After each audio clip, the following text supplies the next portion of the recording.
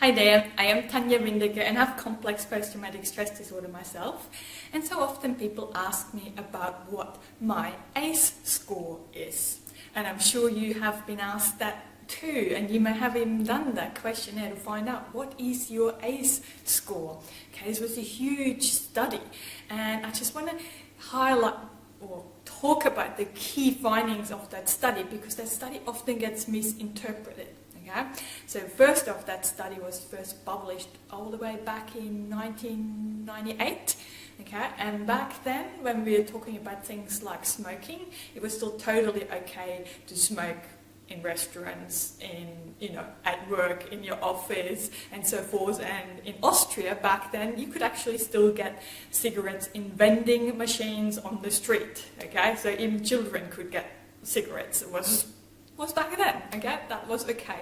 But now there's a lot more awareness there, as in what smoking actually does to our health and so forth. So when we get back to the key findings of the ACE study, number one was they realized that childhood adverse events were far more common than they thought. Okay, no one really studied that before, so we know now it's really, really common, and it still is today, because if you look at some more recent studies, like in Australia, it shows that like 1 in 33 or 1 in 36 children is exposed or has been in contact with a child protection service, so to speak. Okay, so it's one child per classroom, so it's still very, very common to this day. Number two, they found that a lot of people who had adverse childhood events engage in risk behaviors. Okay? And the risk behaviors were things like smoking and drinking, having sedentary lifestyles, not really looking after your body, and so forth. And then, of course, there was a lot of people who had diseases like your chronic obstructive pulmonary disease and cancers, irritable bowels, and so forth. Diabetes was really high as well. So when we're looking at some of those diseases, they're actually called lifestyle diseases these days. Okay, so there's a quite strong link between risk behaviors and those diseases.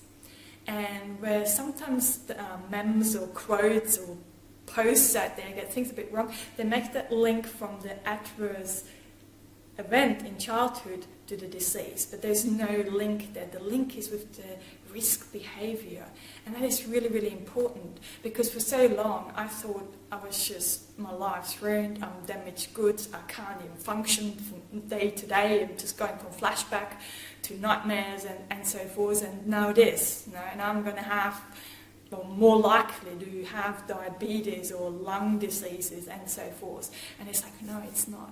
It was my risk behavior, okay?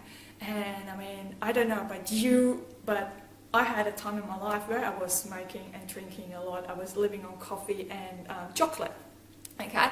So that's a very unhealthy lifestyle, as I know now, okay? But the reason I'm doing this video is because when I was first diagnosed with complex PTSD, that was my lifestyle, okay? And people pointed out to me that I should go out and do some exercise and live healthier. Oh boy, I was so angry with these people. I snapped at them. I was really defensive. And it's like, how, I'm just been diagnosed with a mental health disorder because all of that stuff that happened in my childhood, now you're telling me I should do exercise or eat healthy and that's going to help me, and it's just like not going to happen. Okay, and it took me a number of more years of unhealthy living, and I started to have some real issues with my guts and so forth, and it turned out I had celiac disease. But before that I had to go through a lot of elimination diets, okay, and FODMAP diets. I don't know, have you done one of those? It's really, really hard, I mean.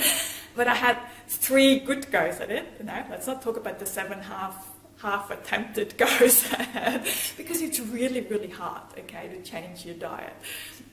Or it was for me. I shouldn't generalize that. It was really difficult for me to stick those elimination diets out.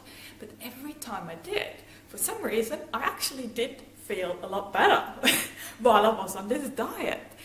And I'm not talking like my flashbacks disappeared and things like that. It was more like I didn't feel so irritated, and man, it's like I slept better, and it almost was like I was more tolerant to the day-to-day stuff.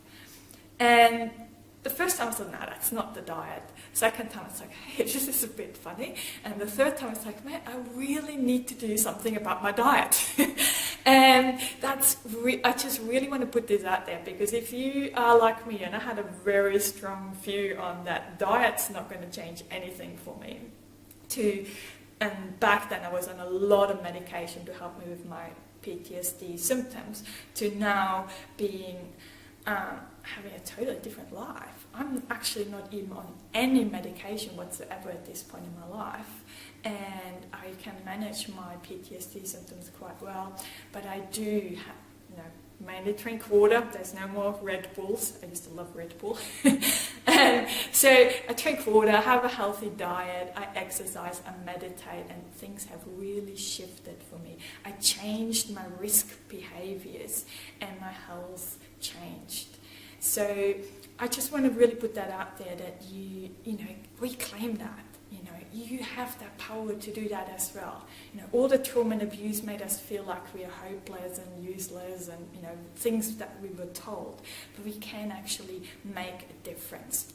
And key there to actually stick to a diet change is that you have to start believing that you are worthy of having a healthy body. Okay, that was my main reason why I always slipped up again and went back to my bad habits, because I felt like I'm not even worthy of having a healthy, energetic and joyous life. So we have to change the mindset behind that as well, and then plus the healthy lifestyle on top of it, it can really shift a lot of things for you, and it will decrease your flashbacks, it helps you sleep better, and it's become so much easier to manage your PTSD symptoms.